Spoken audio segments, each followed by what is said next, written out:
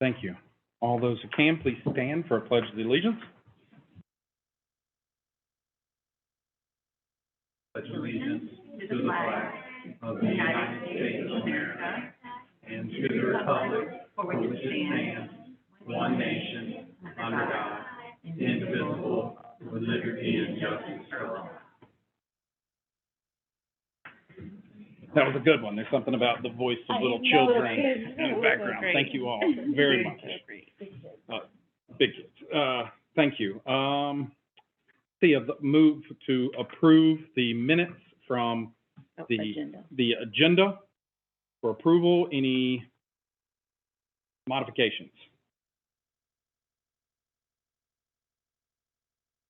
Oh, for the agenda, yes. For the agenda. I would like to make a motion to move the budget to item for discussion as opposed to consent.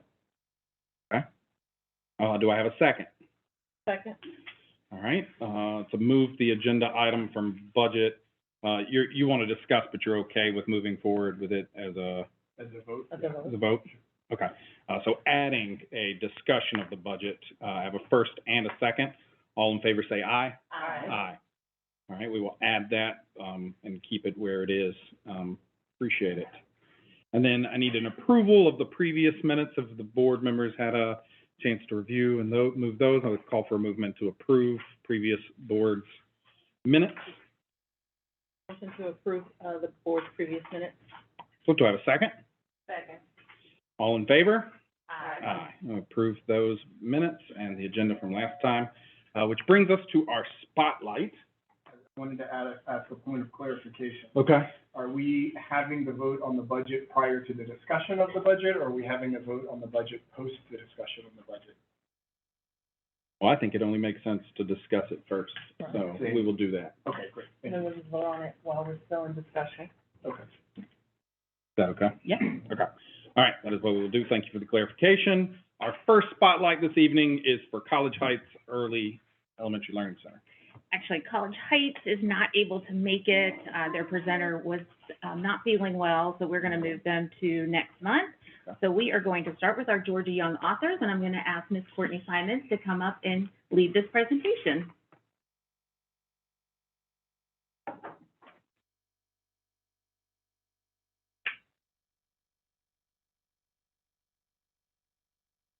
Good evening, Board of Education, Superintendent Dr. Maggie Furman, City Schools of Decatur students, families, friends, and staff. My name is Courtney Simon. I serve on the Teaching and Learning team at the CSD Professional Learning Center, and it is an honor this evening to district-wide literacy and student achievement. The purpose of the Young Georgia Authors Writing Competition is to encourage students to develop enthusiasm for and expertise in their writing, to provide a context to celebrate their writing successes, and to recognize student achievement in arts and academics. This prestigious competition has been engaging Georgia students for more than 2 decades and is open to any student currently enrolled in Georgia Public K through 12. The competition is sponsored by the Georgia Language Arts Supervisors and the Georgia RESA Network with support from the Georgia Department of Education. The Young Georgia Author City Schools of Decatur system level winners are in kindergarten, Elliot Scott from Glenwood Elementary School.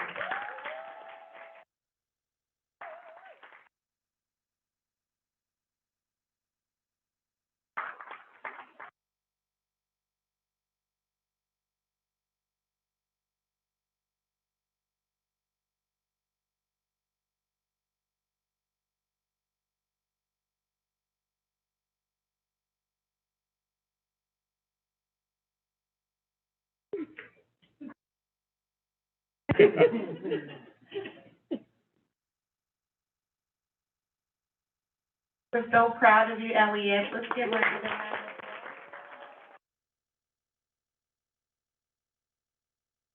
applause. I'm not sure. If you you are a teacher or principal and you came to support your student, please feel free to come up for the photo op. For first grade, we are celebrating and congratulating Molly Steen from Winona Park Elementary.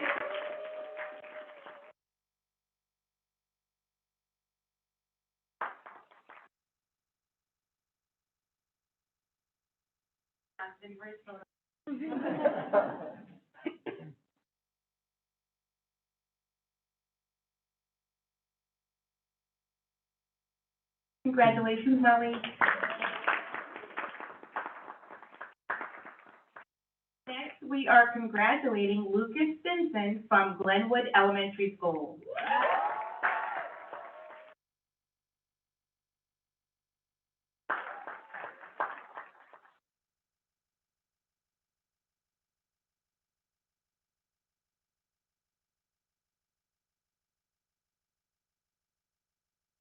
Ms. Schuin, are you coming for the picture? Yeah.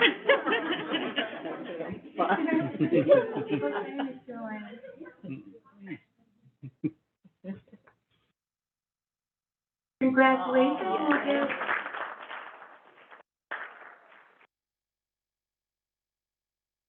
Next, we will be celebrating and congratulating Tatum Gibbons from Tally Upper Elementary School.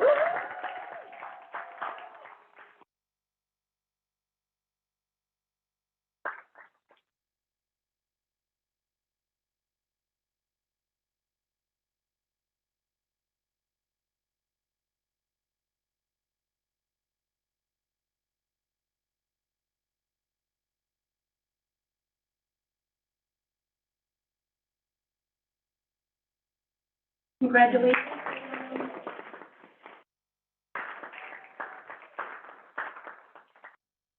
For fourth grade, we are congratulating, please beg my pardon, Caitlin Roberts from the Fifth Avenue Upper Elementary School.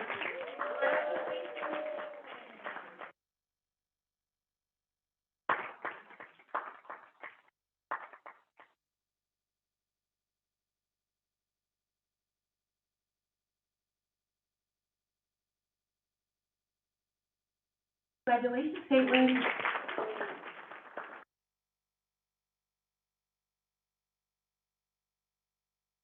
And for the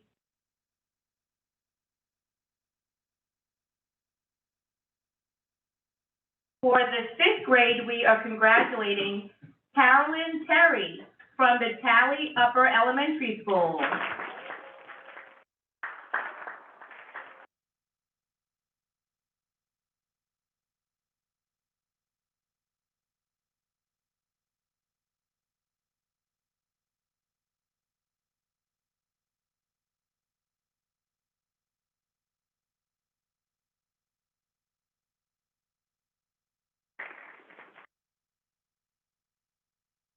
Congratulations. And for sixth grade, we are congratulating Carolyn Devereaux from the Beacon Hill Middle School.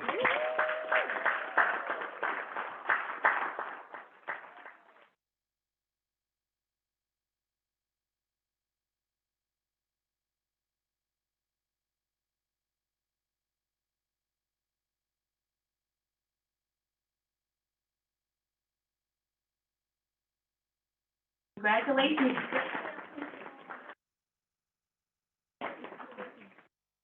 And for seventh grade, we are congratulating Catherine Henry from Beacon Hill Middle School.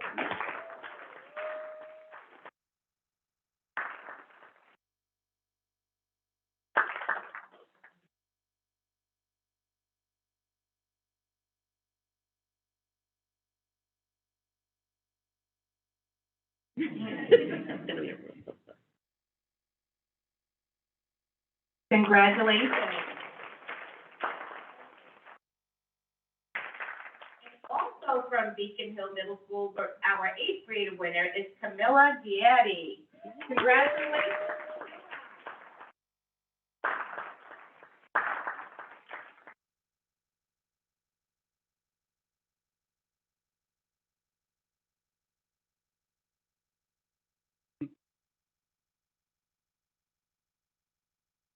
Congratulations.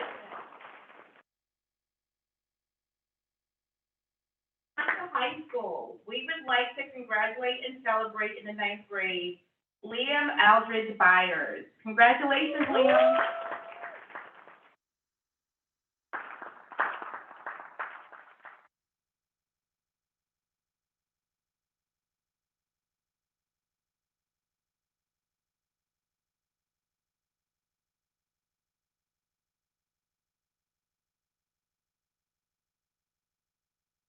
Congratulations.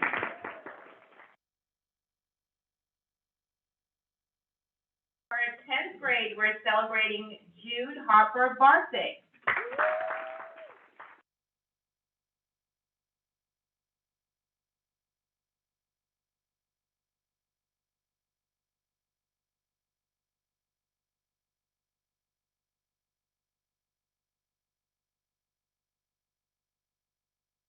Congratulations.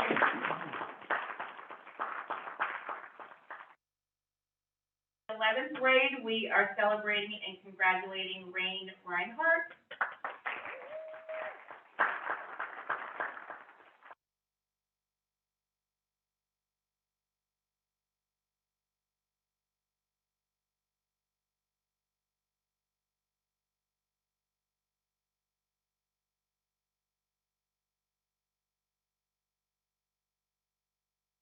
And our 12th grade winner and one of our seniors is Victoria McKellar. Congratulations.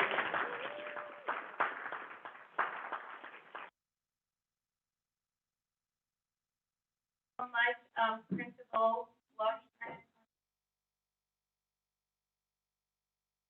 Oh, Elliot? Okay. We didn't have. Perfect, perfect.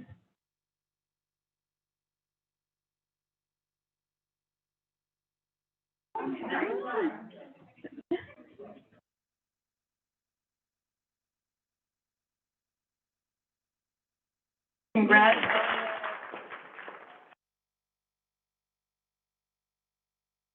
Okay, we're still not done, but we're almost done. Thanks for being a great audience. This year's Young Georgia Author Metro Regional Educational Service Agency, known as RESA, 10th grade winner is Jude Harper Barsick.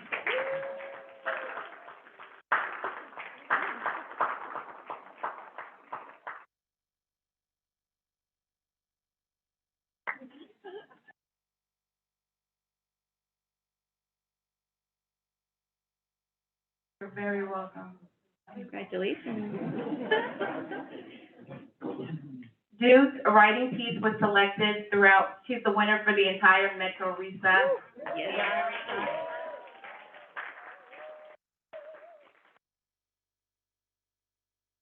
Has now moved up to the state level, and we will know the results at the end of this month. Jude, congratulations.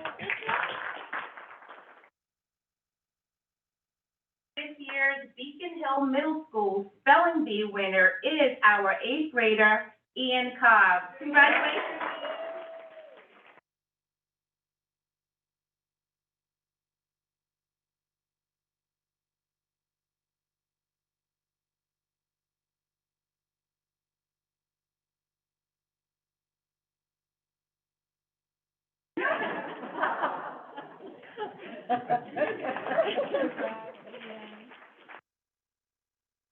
Thank you so much, everyone, for your participation. We're so proud of our scholars. Have a wonderful evening, and thank you, Dr. Bean, for your assistance. Thank you.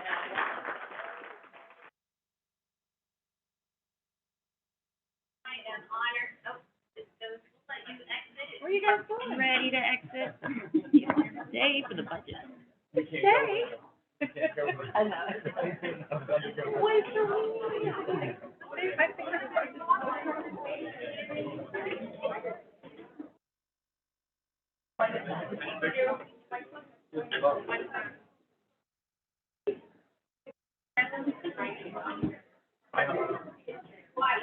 Congratulations.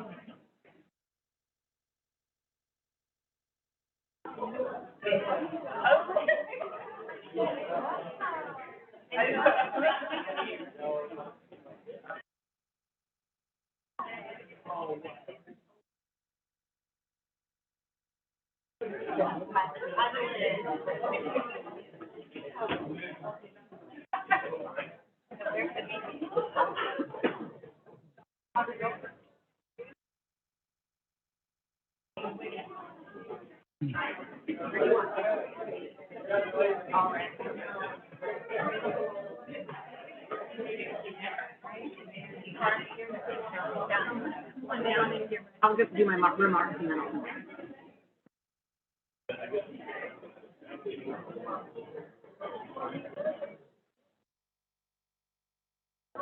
We are ready for our second spotlight. I am honored to introduce the Good Equity Troublemaker Award for the second year.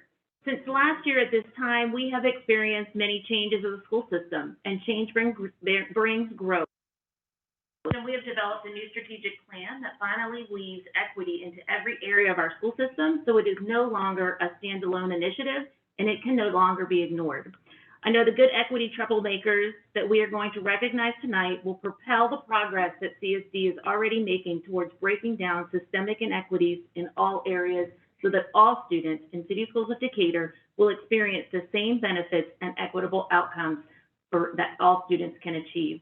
I'd like to welcome Mr. Anthony Downer to the podium to begin awarding our Good Equity Troublemakers for the 2022-23 year. Chair Herndon, members of the board, Superintendent Dr. Furman, and members of the CSD community, I'm proud and honored to present the 2022-2023 Good Equity Troublemaker Awards, our second annual celebration. Before we show some examples of good trouble, I want to take a moment of silence for Ralph Yall, a 16-year-old shot twice while trying to pick up his siblings last week. He's currently in critical condition. Please join me in a moment of silence.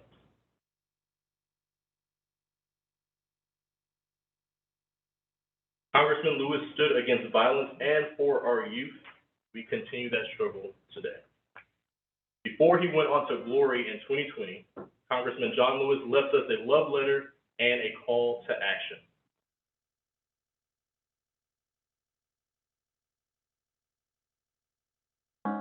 Though I may not be here with you, I urge you to answer the highest calling of your heart and stand up for what you truly believe. In my life, I have done all I can to demonstrate that the way of peace, the way of love and nonviolence is the protection of faith. So it is your turn to let freedom ring. When historians pick up their pens to write the story of the 21st century, let them say that it was your generation who laid down the heavy burdens of hate at last, and that peace finally triumphed over violence, aggression, and war. So I say to you, walk with the wind, brothers and sisters, and let the spirit of peace and the power of everlasting love be your guide. 65 years ago, an 18-year-old boy from Troy met the Dr. Martin Luther King Jr. He soon joined the Nashville Student Movement, then the Freedom Riders, then the Student Nonviolent Coordinating Committee. And for the next 7 decades, John Lewis would not stop struggling for freedom, justice, and liberation. Blows to the skull couldn't stop him. Arrests couldn't stop him. The governor of Alabama, not even the president of the United States, could not stop him. In 1963, John Lewis was the youngest speaker at the March on Washington. After an early draft of his remarks leaked, he was told to tone down his message, tone down his criticism of the government, tone down his fire and realness. But when I met him and heard him speak as a student at the University of Chicago, he urged us to do what he did all of his life, get in the way and get into good, necessary trouble. We are here tonight to honor some of the baddest troublemakers for equity out there. They may not have been arrested 40 times, I don't think. Make sure. Their good trouble might look different, but like Congressman Lewis, they do it for the next generation of agitators and disruptors, change agents, and drum makers for justice. The Good Equity Troublemaker, or GET Award, recognizes staff members in our district who have acted in the spirit of Congressman Lewis, who have gotten in the way of the status quo and inequitable educational outcomes by consistently contributing to and leading efforts to ensure access and opportunity for every CSD scholar. Our district is closer to its vision of celebrating the whole learner and paying back our education debt because of these individuals. From the bottom of my heart, I want to thank these individuals and all of our staff and community members who show up and fight for our scholars every single day. We could not build this beloved community without them. And now for the honorees. Each school level award recipient was selected by a local school committee and received a framed certificate and gift basket. Today, they will receive an award that reads, "For exemplifying John Lewis's principle of good trouble through your work towards JEDI, or justice, equity, diversity, and inclusion in CSD." The GET, or the Good Equity Troublemaker Award recipient from College Heights Early Childhood Learning Center is Brianna Bauer. I believe that Is Brianna Bauer, a pre-K teacher.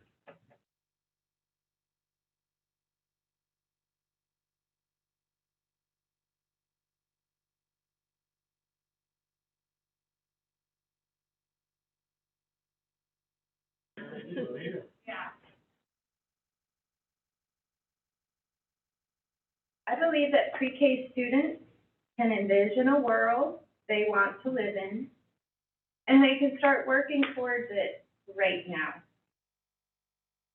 Culturally responsive teaching is not just about learning about holidays, it's the shared values that all people have. In our class, we have worked to build a classroom community that is safe and fair, where we can have fun and make mistakes, where we could be different but still honor one another, where all families are welcome and included.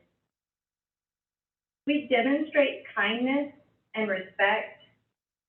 We've learned to recognize injustice and to take specific action to create the change that we want to see. Thank you so much, Ms. Bauer. It has been a pleasure to join your class this year.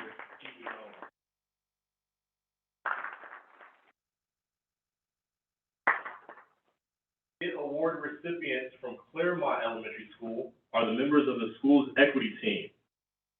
Their team is led by Principal Dr. Armour, Assistant Principal Mr. Gusta, and Nurse Cox. Members are Jasmine Adams, Lori Bigham, Katie Green, Corin Jolly, Sanja Lewis, Jillian Fowler, and Tyler Magasco. I don't mess up. I tried them. And Stacy Foster. This model group of racial equity leaders confront the challenges facing their teachers and students head on. Welcome to the Claremont E-Team.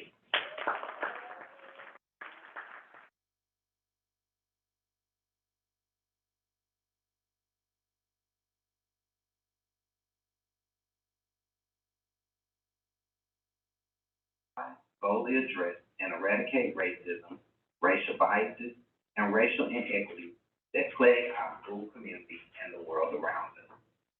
The Equity Read Aloud is a school-wide initiative engaging students in conversation about equity, diversity, inclusion, and advocacy through literature. By acknowledging and celebrating our differences, we create a welcoming environment and find connections in our humanity. At Claremont, we believe that all students should have exposure to lessons that access their higher order thinking and personal talents. Realizing the need to prepare and identify more students of color and English language learners for gifted services, we have created and implemented a creativity class that all students attend once per week. This class provides an opportunity for students, regardless of gifted or amplified identification, participate in activities that further challenge and strengthen their critical thinking and problem-solving skills. After conducting a targeted needs assessment, Claremont Equity Team solicited the assistance of Georgia State University professors Dr. Brian and Raina Wade to implement the Transformative Educator Series. Staff is participating in training that empowers them to critically examine their own identity and develop an emerging understanding of strategies for addressing inequity and its root causes as they are represented in public education. Building off of last year's March on Claremont, our school equity team and the PTA DEI committee will collaborate with our students to enact a March on Decatur themed extinguishing the isms. On March 31st, the Claremont crew and our community supporters will march to the DeKalb History Center, using our voices to speak out against racism, sexism, heterosexism, and ableism. We introduce to you Conversation of Understanding. We recognize the need to facilitate conversations to shine a light on these issues, particularly around race and ethnicity.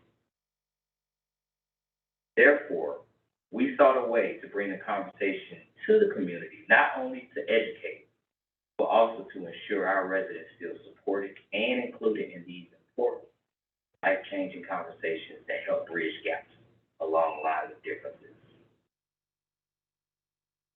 At Claremont, we are committed to meeting our equity needs with action by creating partnerships with district personnel, parents, and community support. Instilling the courage to fight for social justice in our students, we will continue to empower generations to promote equity and justice. I want to personally thank Dr. Armour for his racial equity leadership this year, his partnership, his example. We wish you the best. We're going to miss you. Go out and kill him. Thank you. Congratulations, y'all.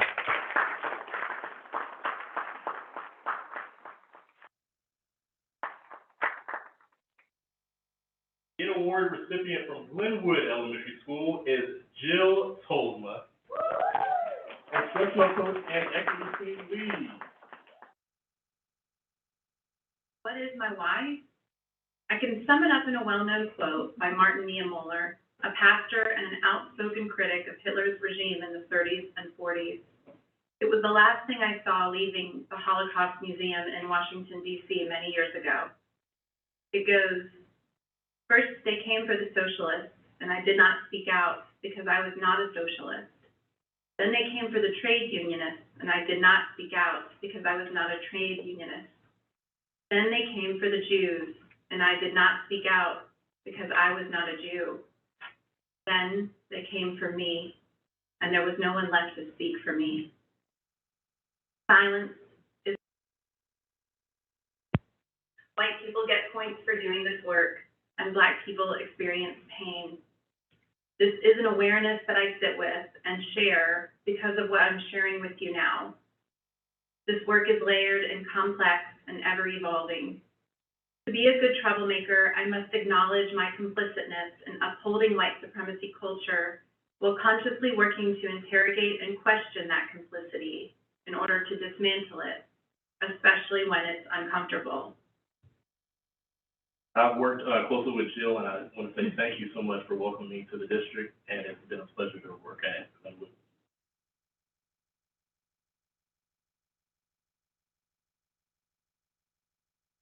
The award recipient from Oakhurst Elementary School is Charles Dawson, paraprofessional.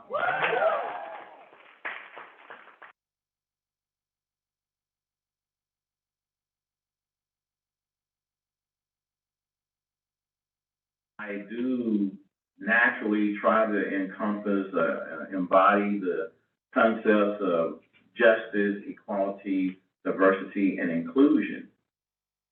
I feel that my students, which are currently kindergartners, really appreciate the fact that I'm on level with them. I'm going to include them all. They come to me, it doesn't matter what the student is or what's going on in their background or what's their level of academics. I'm going to take them all in and just work with them and be fair and true to them. Mr. Dawson has been described as fearless, kind, dependable, funny, firm, caring, compassionate, consistent, intelligent, relentless. I wish I had a teacher like that. Come on now.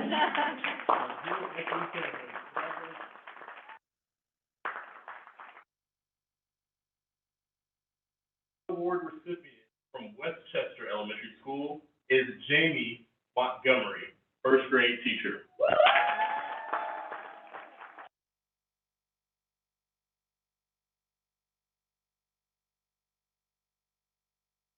To making sure Black students have a safe place to be amongst themselves, to just be their authentic selves, and share their own thoughts in a non-judgment zone.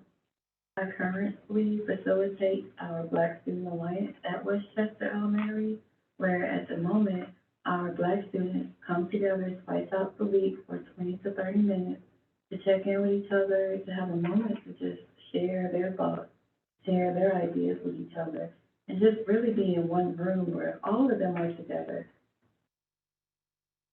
Can I come hang out? Am I invited? Keep signing. Thank you so much, Ms. Montgomery.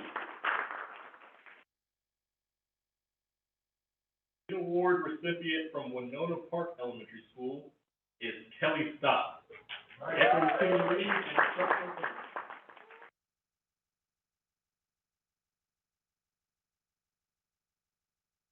First met Kelly at my first equity team. It was actually my very first time being in the school, and they noticed next time how nervous and quiet I was. That's changed, huh?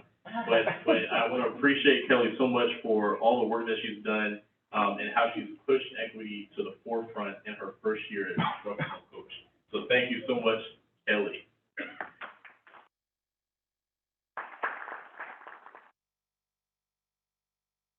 The award recipient from Fifth Avenue Upper Elementary School is Nyla Hardy.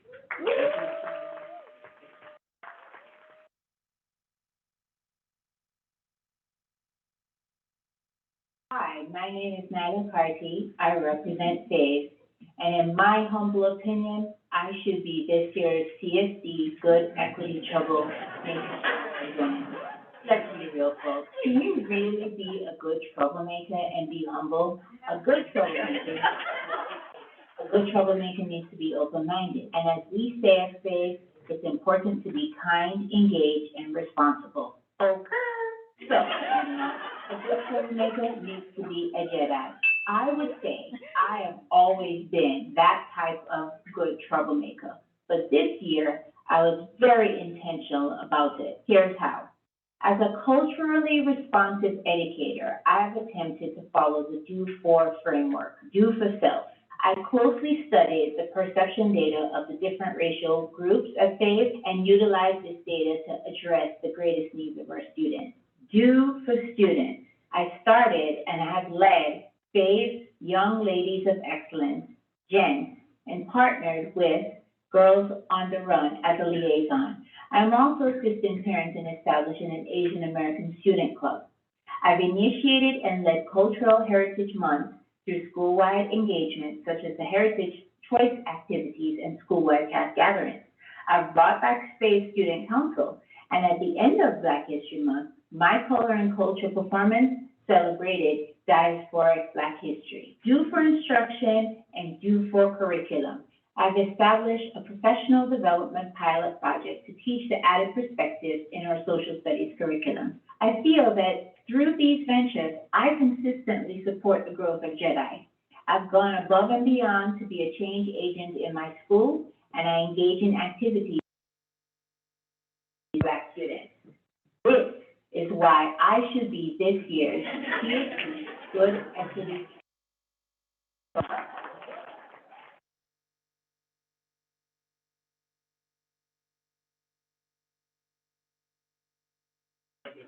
Cardi said, I am her.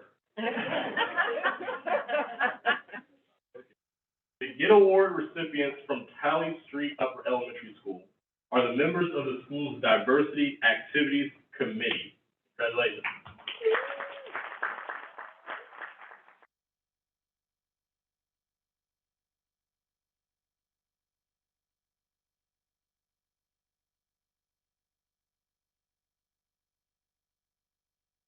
No hiding.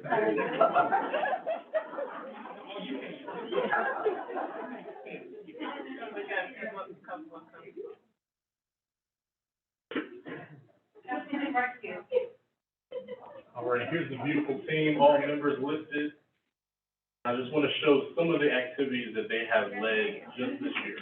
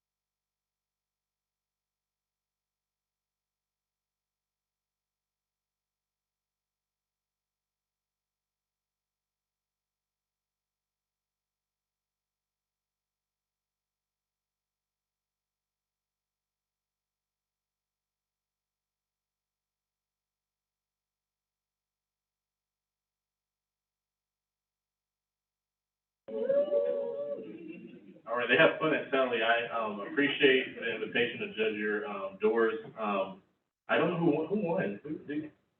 Did y'all win? No, y'all didn't. Okay, let's go. We'll talk about it later. The Good Award recipient from Beacon Hill Middle School is Vivian Dawson.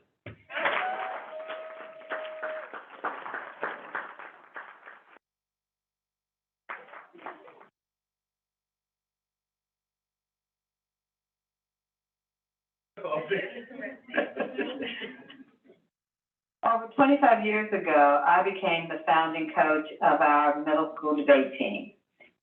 We have addressed current topics that require future solutions. These topics are such as criminal justice reform, think of George Floyd, protection of water, think of Flint, Michigan, and now Jackson, Mississippi, technological and security protection by NATO, think of Ukraine and Russia. And next year, we're going to deal with income equality. That would be a basic national income. How am I a good troublemaker?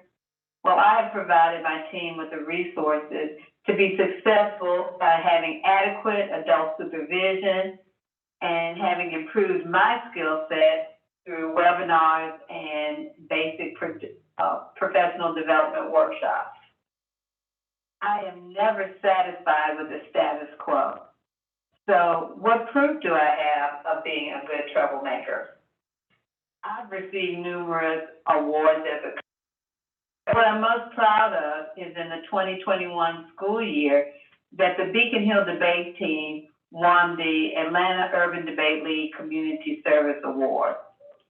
This was an award that was made during the year, and we put community over competition. And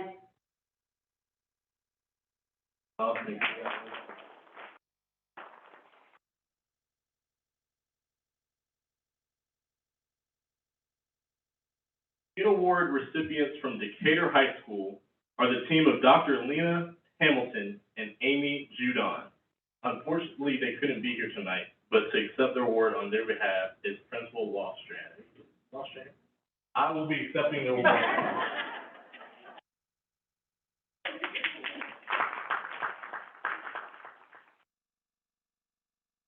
Our attempt to exemplify the JEDI principles, there are things that we do every day that go above and beyond for our students. The thing that stands out the most for us is the needs that our kids come in with that are behavioral in nature, so that we have a whole set of supports in our classroom that are set up to address the changing needs of students in our room, particularly the kids who come in who have internet housing situations, or need food, or just need someone to listen and support their emotional growth. And I think that we are change agents. Our actions do exemplify our commitment to our students. First and foremost, we are there to kind of meet the student on all levels, emotionally, socially, academically. I also think kind of like meeting them where they are in terms of their skill set and what they have acquired thus far when they come to us. Is really important because it helps to establish a level of confidence within them. And then from there, we're just able to kind of build that up and have them be just as successful. And I think also our expectations are not low for them just because they're in this RAP class. We still have the same expectations that we would have for any of our students in traditional classes. And I think that that is really what makes us change agents.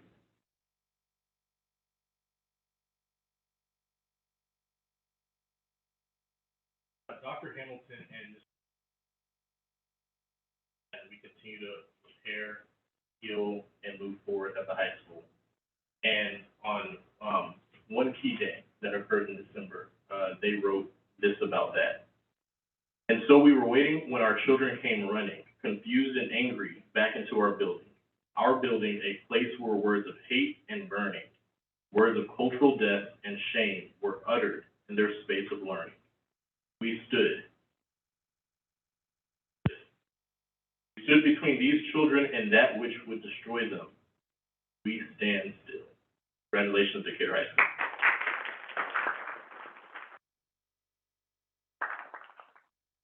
More, the Get Award recipient from the Elizabeth Wilson Center for School Support is Dr. Mary Ann Banks.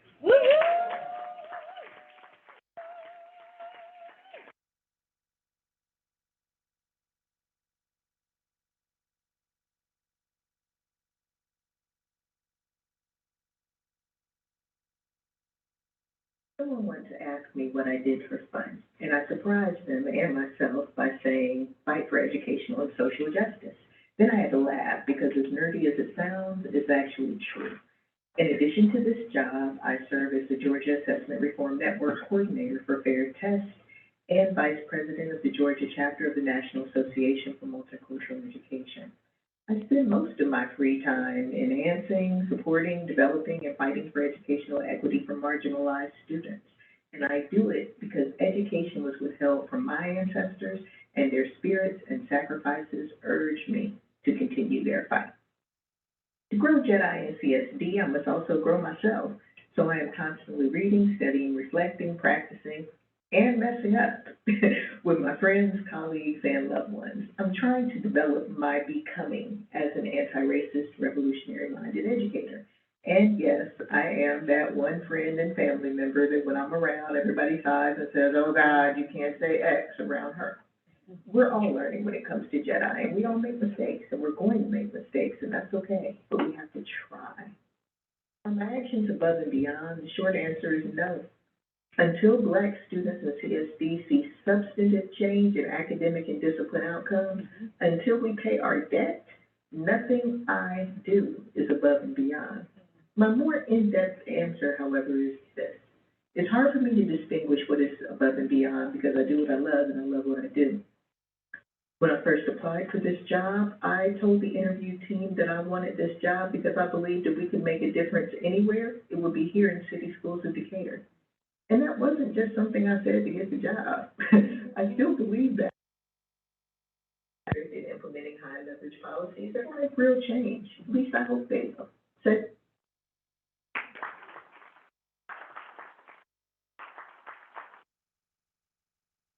From the monthly equity newsletters to the Due Forward, Dr. Banks has guided our district to understand the how of good trouble and equity. I am immensely blessed and honored to work with her every single day. She is a brilliant mentor, and quite literally, I would not be here today without Dr. Banks. Thank you to my supervisor, Dr. Banks.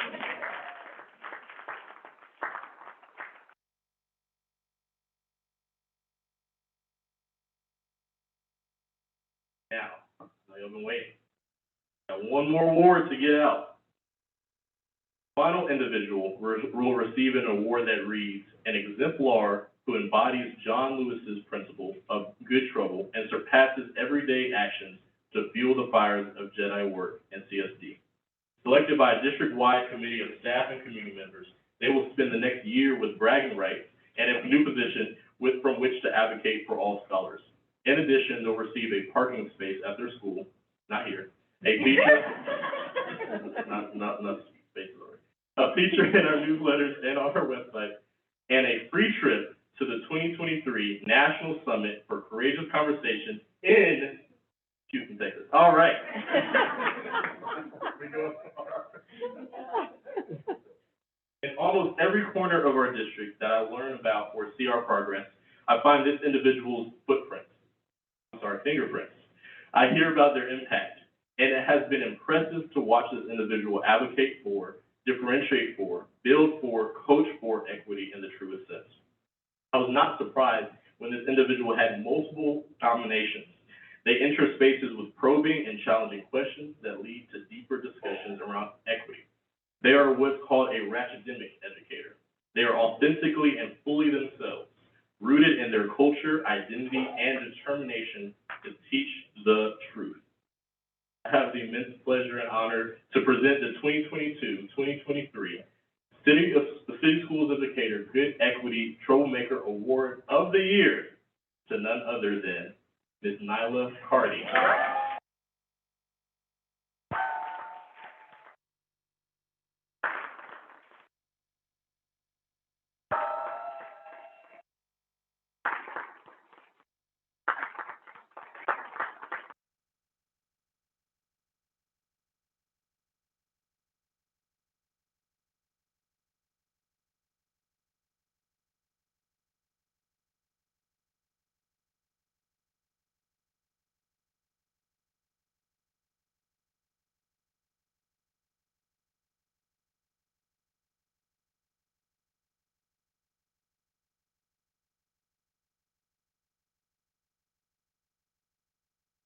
happiness and congratulating all honorees. Thank you and good night.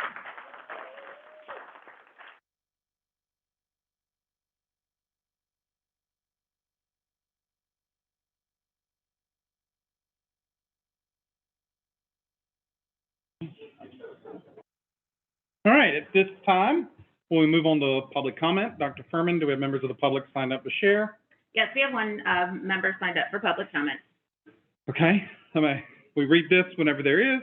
I'll try to do it quickly. As a reminder for the speakers and members of the audience, the public comment portion of the meeting is a time for public to address the board. It is limited to district parents, students, residents, employees, businesses, and organizations. The time limit is 3 minutes. Person speaking will not be permitted to transfer unused time. Comments should be addressed to the board as a body, not to individual members. Speakers should be courteous, professional. The chair may terminate comments that are profane. I can keep going. Vulgar, defamatory, or disruptive. Speakers may not address confidential student or personnel matters. You may submit such concerns to the superintendent in writing. Members of the board will not address persons presenting public comment or speak to the substance of any comments made during public comment. However, a member of the admin team will follow up with the person speaking at the board meeting. Dr. Furman, if you can call our speaker. Yes. Our speaker is Kristen Denius. Good evening, everyone. That was fun. Well, I was loving her party. My son had her for fifth grade at Babe, and she's amazing. So I'm not surprised at all. So when I don't have any formal comments today, but I just did want to reiterate some comments that I made in previous meetings around grading, but take it in a little different direction. So previously spoken about mode. I'm still not the biggest fan of the idea. I don't think it's a terrible thing generally. I really don't like the way we use it, and I'll give an example if I have time at the end. But what I want to say about our grading generally is that it's incomprehensible, right? So one of the things that I've also talked about previously is communication. The whole purpose of grading is to communicate to students and parents how they are learning and if there are deficits. And the way we currently grade is so complicated that people have no idea. I have a Bachelor of Science in microbiology and a Juris Doctorate. I have spent 20 years as a lawyer analyzing complex problems and finding solutions. I think I might understand. I'm not 100% sure. I don't think I could explain it to somebody.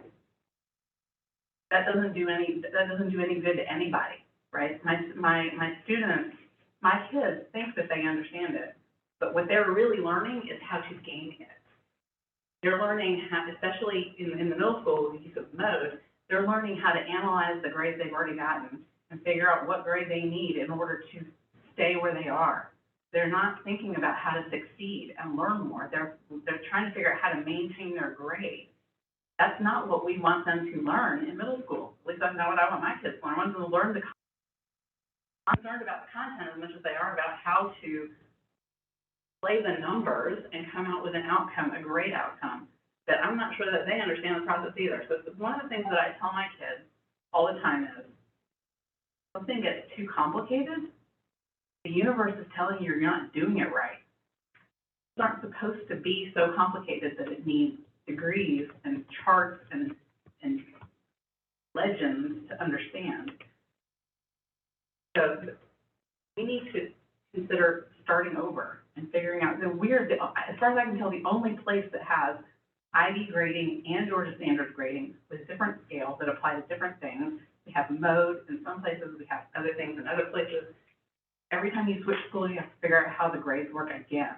And so that's not helpful, and it's not something that really provides any information to our kids or our parents about how they're performing or learning in school.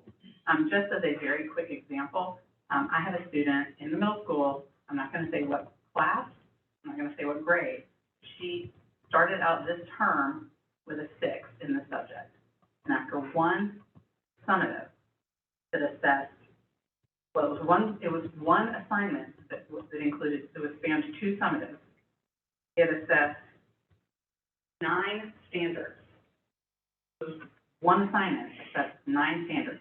She now has a 2 in the class because of the way the grades fell out. One assignment.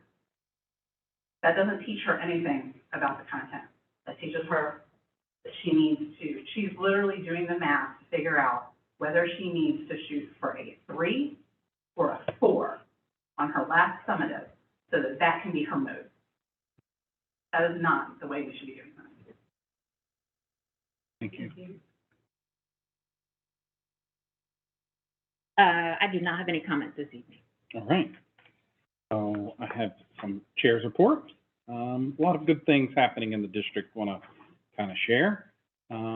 First off, very briefly, on April 11th, the board unanimously approved the appointment of Dr. Gima Whitaker as the next superintendent. The board approved a contract, which you can find on Assembly if you have questions or interested. Do it. Dr. Whitaker will also be attending some school and community events as we end the year. The Decatur High School Band performed at LGPE, that's the Large Group Performance Evaluation at the Georgia Music Educators. Of all of our kids that perform, there are 6 categories you can get. Everyone received excellent or superior, 1 or 2 in our music performance group. Congratulations to the band. The National Honor Society held a blood drive in March. 110 students volunteered. I want us to give a special shout out to Nurse Shonda Moore, Karina Green, who gave out a bunch of student passes for that. And just think about the literal lives saved. It's such a cool way to volunteer. Decatur Career Academy traveled to the Skills USA competition at the Georgia State Leadership and Skills Conference, where the students interacted with business and industry partners with a hands-on experience. We got a couple of awards. Nia Henson got first place in nurse assisting and qualified for nationals. Mara Ferrant finished second in architectural drawing. Robert Nobles, second in construction math. Jamin Park, second in related technical math. Finn Daniels, second in basic drawing. And Logan Cesar, third place in mathematical concepts. So the Career Academy, I feel like we constantly hear great things being done there. CS designation, that's the American School Counselor Association, and they designated specifically Beacon Hill, Glenwood, Oakhurst, Talley, and Westchester to be recognized as model program schools. It was a 2-year process. I had the absolute joy of participating in it at Glenwood Elementary and part of the process. They will actually be recognized at a black tie event at the ASCA's annual conference Monday, July 17th at the World Congress Center. Continuing to work and develop our approach to mental health is a priority of the district, and I'm glad to see those schools work towards that. Best Buddies at Decatur High School is an international organization, the Best Buddies program, but the one at Decatur High School strives to create one-on-one friendships between neurotypical and neurodivergent peers. They create an inclusive community where they are buddy up. There were 15 friendship matches and 15 additional members who helped plan the event. They will have a friendship walk on the April 22nd at the high school. There's also Bulldog Buddies at the Beacon Hill Middle School, where they designated to create meaningful relationships between students with and without intellectual and other abilities to foster not only a system of inclusion, but a friendship and a friendly face for someone. Bulldog Buddies made a big poster to celebrate Disability Awareness Month when you walked into the school. You saw it. There as well that we'll send out to celebrate that. And the poster was hung up by Ms. Strower, who did a presentation to share with students about Developmental Disabilities Awareness Month and promoting inclusivity. Thank you, Ms. Strower, and all of the Bulldog Buddies. Mock trial team took place in the event on March 18th. Outstanding attorneys, Decatur needs more attorneys, for Noam Siegel and Ruby Kelly, and outstanding witnesses to Asa Bailey. Congratulations to the mock trial team. It's a great program, participated in myself. 9 to 5 Schuler nominations. So 9 to 5 is the play. The Schuler is the high school version of the Tony Awards for Georgia. And Decatur High School was nominated for Best Overall Production.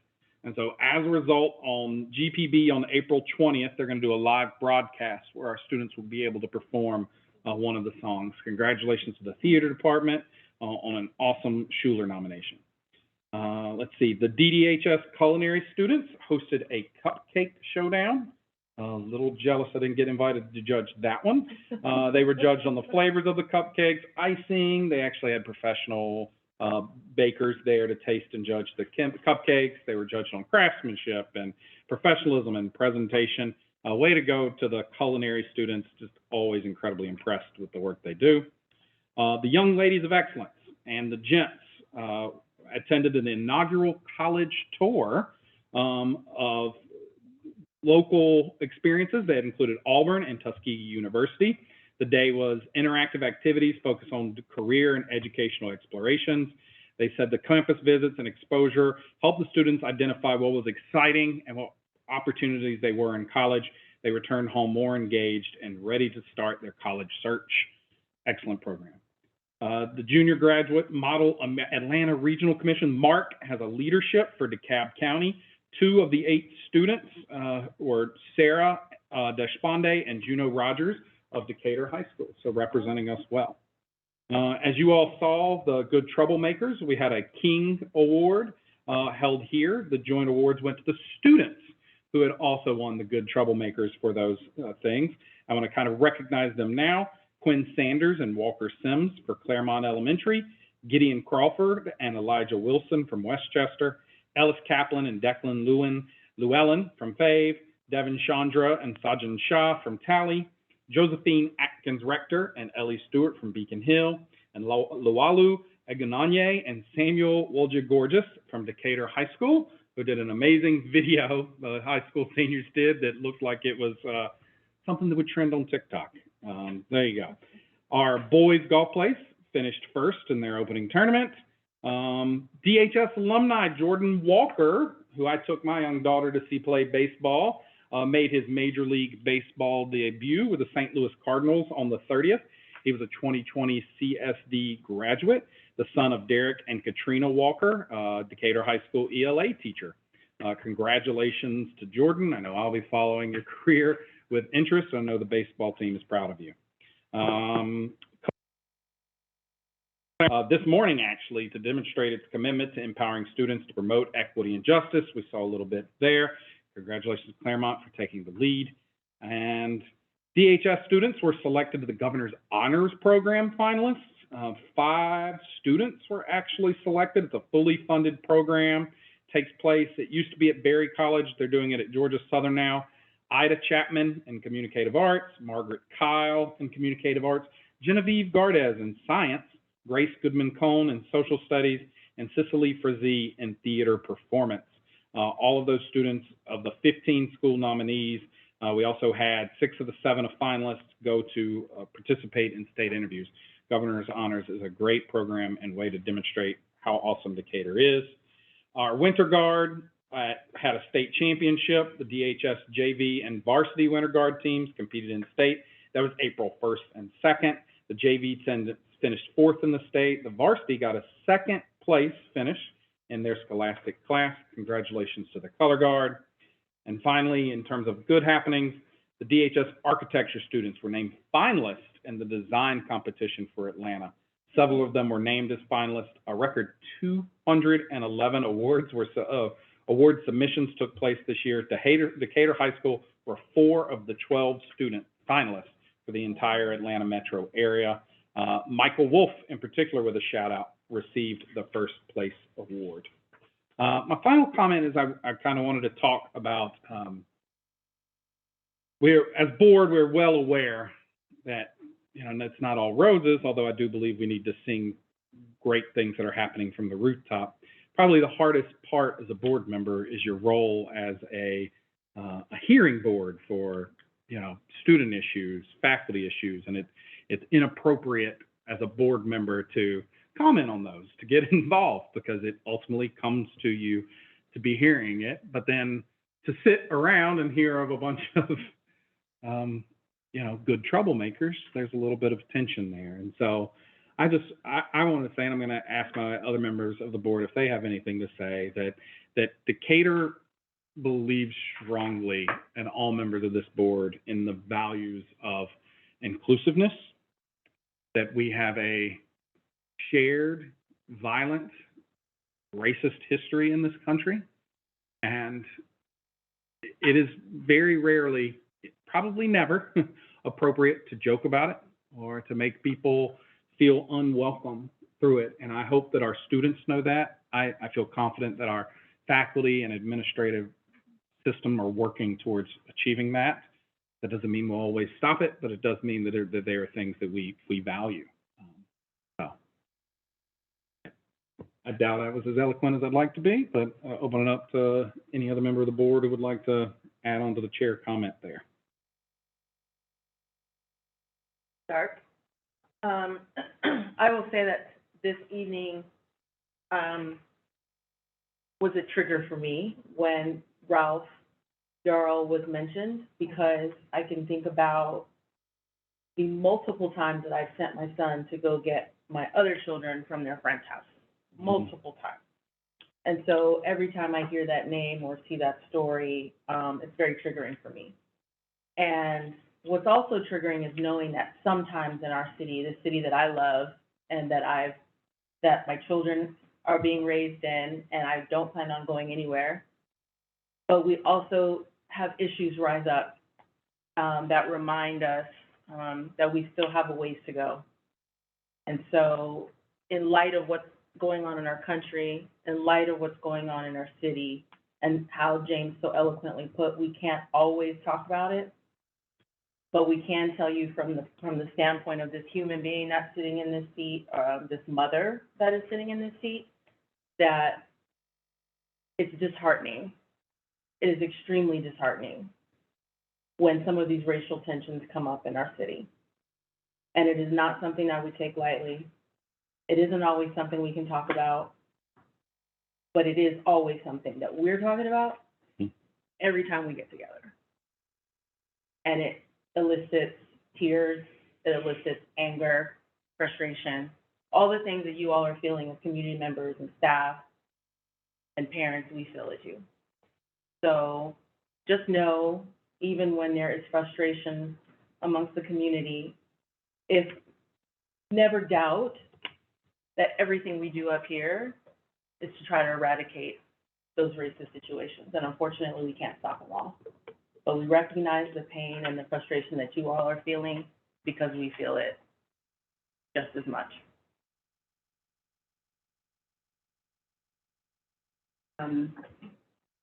I think disheartening is an understatement. I think over the past several weeks, I've been disappointed, and I think it's difficult to sit here in a position of leadership with the support of the community, if you put me in this position, and not be able to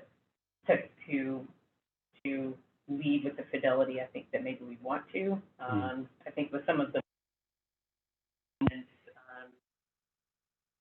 fellow board members in the position that we're not allowed to comment, it causes me physical pain, because I feel like not only does the community deserve a response from us, when we walk through that door, I'm still the mother to 4 Black children. I'm still the proud wife of a Black man, and some of these things are just personally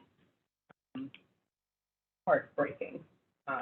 There's no excuse for them. I struggle to find any way that makes it justifiable, because there is not one.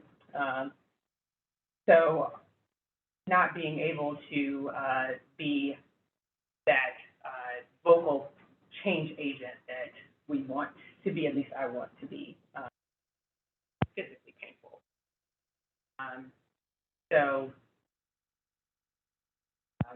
We are well aware of the limitations we have by the law, but it does not stop us from being parents, community members, physicians.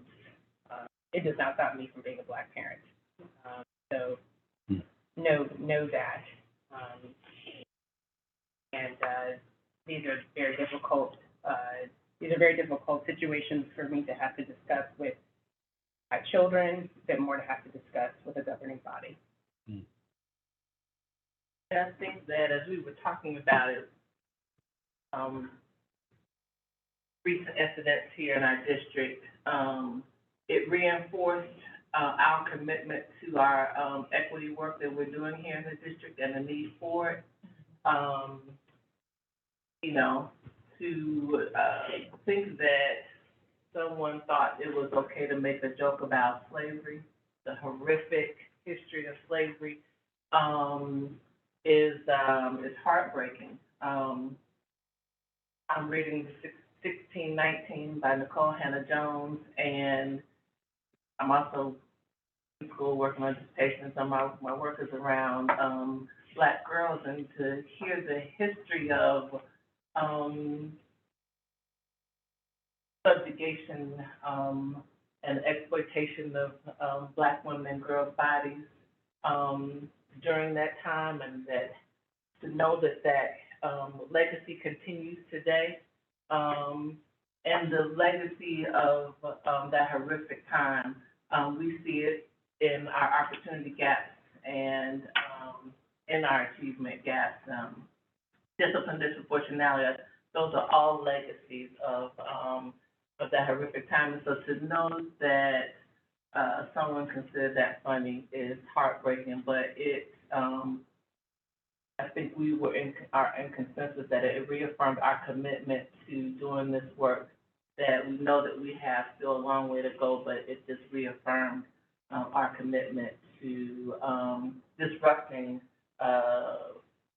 that system of white supremacy, white privilege, and so, but we, you know, the board felt committed that we know the limitations of what we can discuss as it relates to students and personnel, but it was important that we share, you know, our personal feelings about like subject matter, to let the community know that, you know, we are not just overlooking the harm that has been committed, because we feel it personally. The truth is, it would be easy for me to ignore it.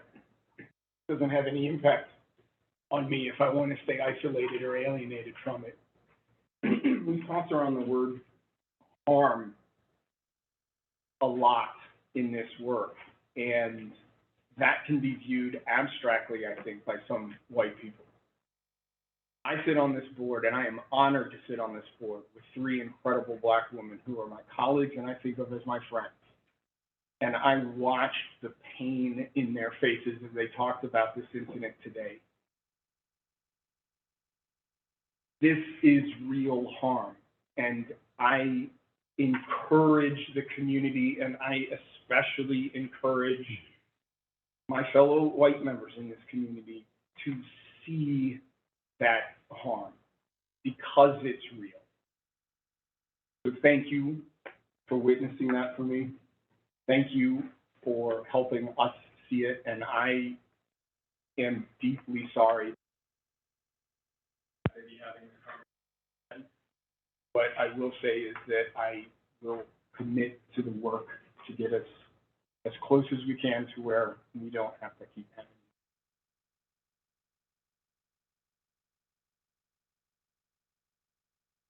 Thank you all for sharing, and tough spot. We now move, so what I'm going to do is move to consent items, which include the personnel report, school nutrition, financial report, and E-rate selectees. May I have a motion to approve consent items 1 through 4? I move to approve consent items 1 through 4. Do I have a second? Yes. All in favor?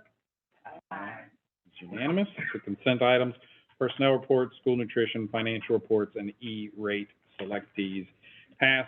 I'll move to informational purposes next. You were provided with monthly school data reports as information only. Dr. Furman, is there any additional information they should know about this month's informational reports? Nope, not at this time. Excellent. Those are included in Assembly. It includes data, et cetera, for stuff happening in the schools. We'll now move on to the discussion items. I'll stick with A first for the district audit report. Dr. Furman, can you welcome the audit team? I'd like to welcome our audit team from Holden Jenkins. to present the FY 22 audit report. I think we have a new guest. Someone got off the hook this time. Who's getting up? Oh, you don't have to. Yeah, he does. I've been seeing you do it for the last 7 years. I know. You can't get this one out. Thank you for having me, this evening. I was sad to see all the people go. I thought they were showing up for my presentation. There should have been, I think 4 different documents attached to the agenda packet. We have the SPLOS performance audit, the annual financial report, which is the larger one, and then the auditor's discussion and analysis, which I will stick closely to. This has, it has a few financial highlights, required communications, and then the most important, the audit results.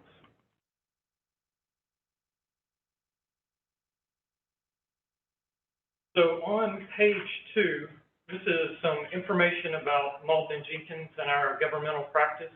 As you can see there, we audit over 650 governments throughout 6 states, 13 offices. We provide over 135,000 hours to our governmental clients. It's a good bit of what Malden & Jenkins does. It's approximately 30% of our firm. My name is Christopher McKellar. I should have started with that. The lead engagement partner, Adam Fraley, was the quality review partner, and then Doug Moses was the support partner. On page 3, this is the audit results. The basic financial statements are the responsibility of management, and our responsibility as external auditors is to issue an opinion based on our audit about the fair presentation of the financial statements. What I'm sure you all would like to hear is, how did the school district do? We did issue an unmodified or clean opinion, which means that the financial statements present fairly in all material respects. Just a few financial highlights here.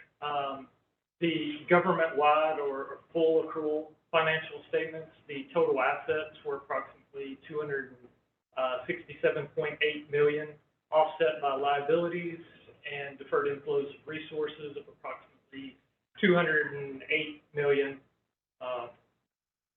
leaving a net position of approximately $59.4 million.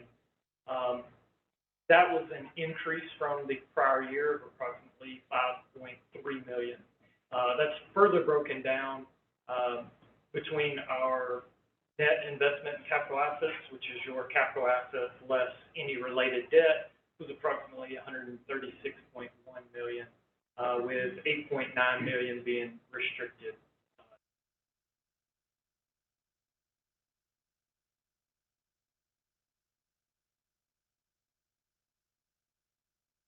We had no material weaknesses or significant deficiencies for fiscal year ended June 30th, 2022. So the standards require us, if we find any journal entries, to assess those for internal control deficiency purposes. And for fiscal year 22, we did not have any material weaknesses or significant deficiencies. We did have one management recommendation. It doesn't rise to the level of a finding, but just something we noted as we were doing the audit that we'd like to bring to everyone's attention. And this really centers around the federal grants funds. So these are reimbursement-based grants, so your expenditures and match. There are instances where the general fund kicks in some local match for federal grants.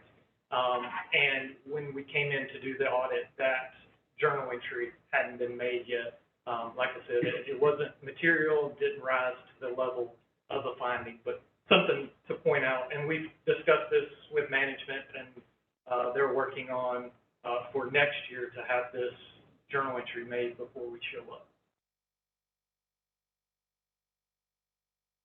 And now our required communications.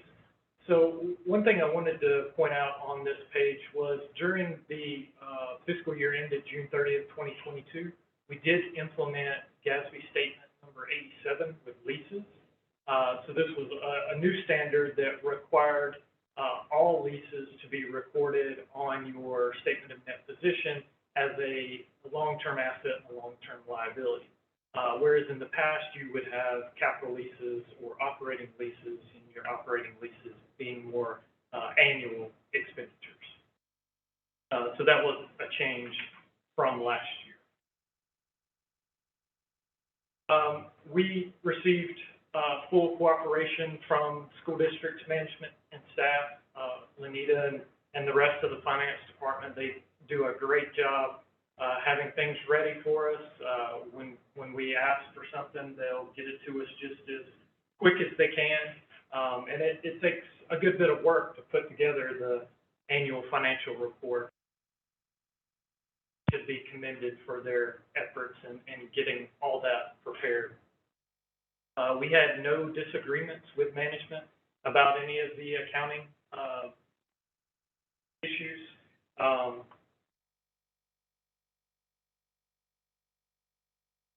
There were no unrecorded or past audit adjustments, so all audit adjustments that included in the annual financial report. And we are independent of the school district, which is required by AICPA standards and government auditing standards. And it's what you would want from your external audit. Just a few financial highlights from the general fund. So the general fund balance was approximately $12 million, which was an increase from the prior year of $1.3 million. And this equates to approximately 14.7% of total expenditures for the general fund. Oftentimes, GFOA recommends 16 to 25%, 2 to 3 months. So you're, just under that. So you have a healthy fund balance.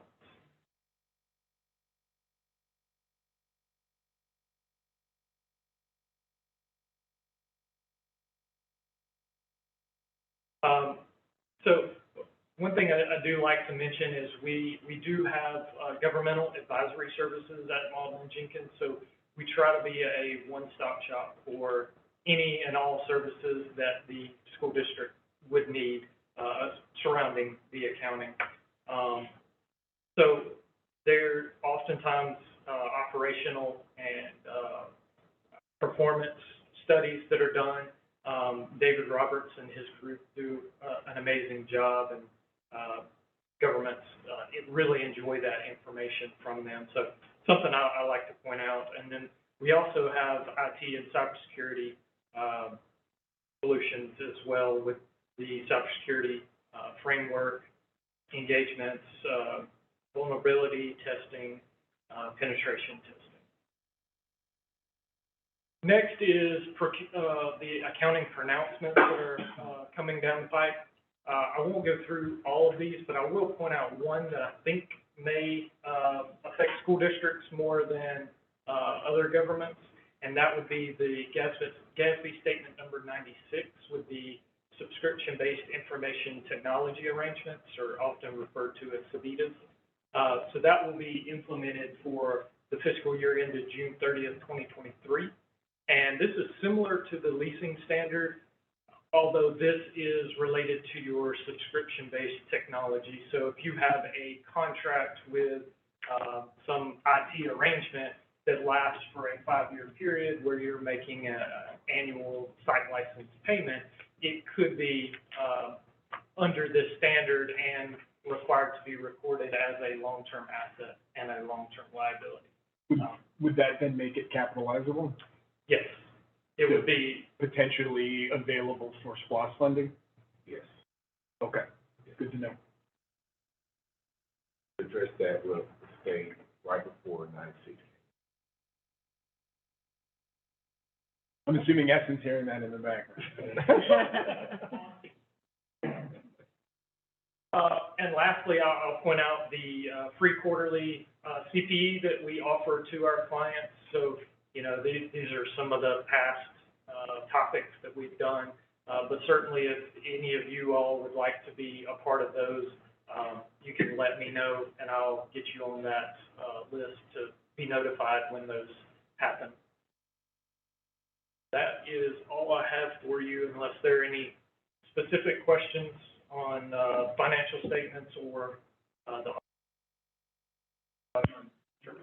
FOA again? What is? 16 to 25. No. What is, but that's not just schools, right? That's all That's agencies? Okay. all governments, and that's for a June 30th fiscal year. Yeah. My understanding, and correct me if I'm wrong, but my understanding is that municipalities have a much higher risk of variable requirements, expenditure requirements, and due to the nature of the higher level of predictability in school systems, we've consistently talked in a 10 to 15% range, and that was based on a recommendation that we received. I don't know, Anita, I don't know if you can help me out here, but I'm sorry? Yeah. 4 to 15. Yeah, but that's not arbitrarily our decision. Like, that is made by a recommendation of some body. Sure.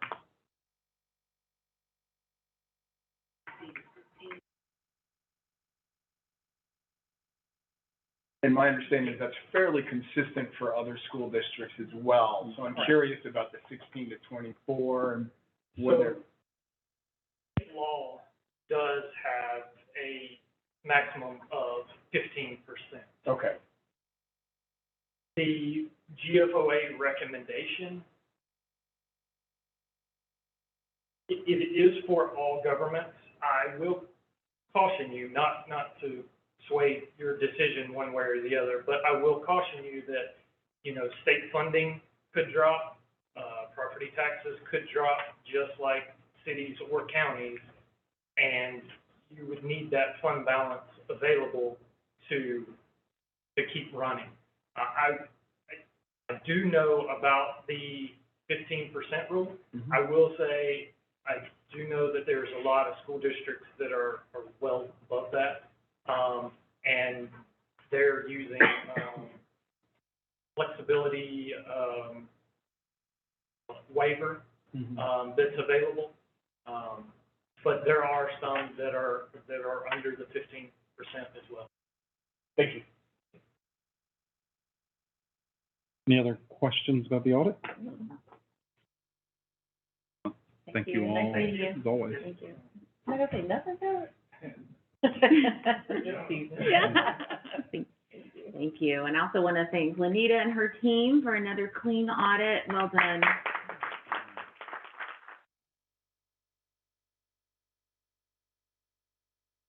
Next item up for discussion is the 2024 tentative budget. Okay. All right. I shared with the board a memo and the preparation of the budget. We have been discussing the budget since November 2022. We've had presentations over the course of those several months. So the budget is up for discussion. I'm ready to take questions. Open it up. Or the board can discuss the budget as needed.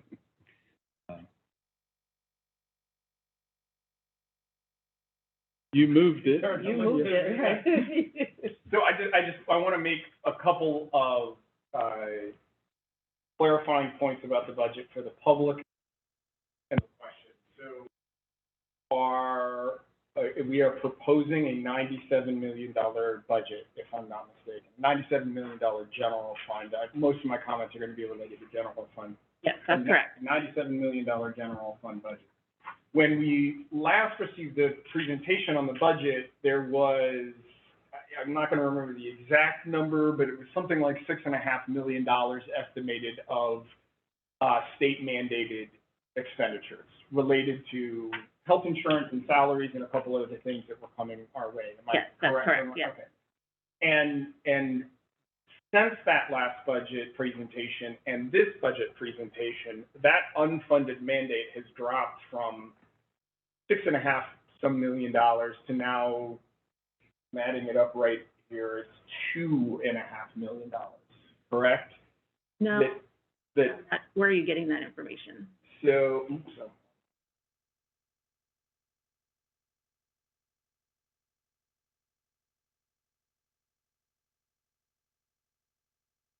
And it also includes the offsetting revenue that we're getting from the state. So part of that 6.6 is, part of that is not just stuff we're doing locally, but that's the revenue from the state as well. So what's the drop then? You know? Or I'm half not the sure thing where drop? he's getting, I don't. so I was I don't- adding up on the budget document that was shared with us, which, we probably should make, It's fully linked to the, available. yeah, it's Right. linked in the agenda. It said, I'm looking for the exact part. It was, I apologize, I corrected, this is some of the details that you sent, around some of the questions. Yep. Right? So, we were going to be, the total cost of all of the changes from salary and step was $2.2 million, of which the state is funding $8.29 million, or $829,000. We are funding $1.37 million, in that case. The other element was healthcare. Sorry, 2.2. So yeah, the total there is $2.2 million just to pass on the $2,000 raise to every employee. Correct. That's 2.2. And the state's giving us some 800, so Correct. it's 1.4 that we're covering Uh-huh. in this budget. Yep. So I'm thinking from the perspective of a citizen that is being taxed, we are asking for $1.4 million of their tax dollars to fund these increases. So, these increases meaning salary, Correct. cost of living for faculty, and if we don't pay above the 800,000, the state's way would be to give it to some of the staff. Correct. Not all. Yeah, the debate here isn't whether we should do it, I'm just Okay. trying to make sure that we're clear on where the numbers are. So Yeah. $1.4 million, of unfunded increase in our budget from the state due to these raises. Similarly, there's a $3.7 million increase for health, of which the state is, I don't want to do the exact math, but basically the state isn't funding $1.2 million of it, right? So they're funding the bulk of it.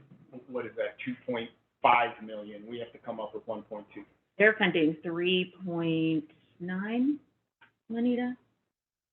We're just funding for certified. Yeah, they're sending us an extra $3.7 million. I see. No, okay, so it's 4.4 million is the Total. increase. They're covering 3.7.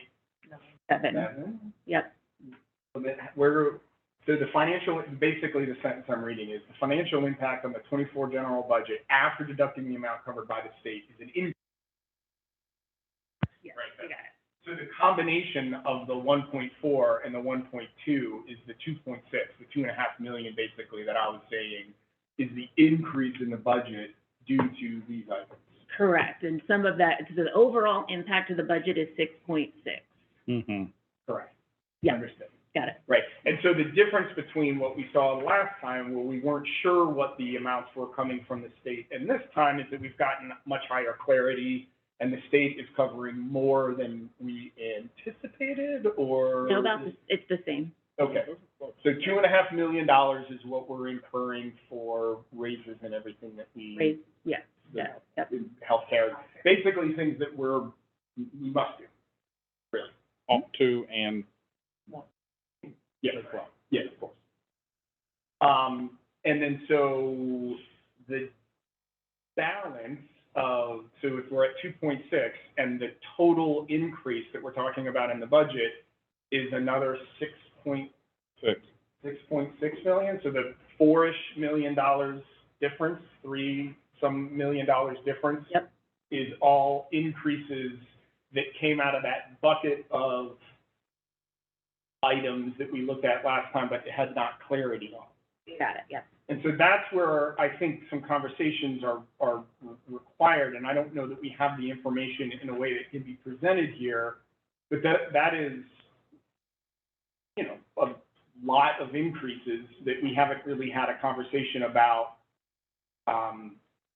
how and why and where and what is needed, so basically, I don't have visibility into this budget where the puts and takes were, like what came out, what things were finished in departments, where did spending get reallocated out of departments, what are the increases all for? Some of them are pretty obvious. I mean, I think we've talked about additional equity positions, we've talked about additional mental health positions, but that, there's still $2.5 million or so of additional spends there that I think we need to have a public conversation about in a budget. I mean, that's what we're,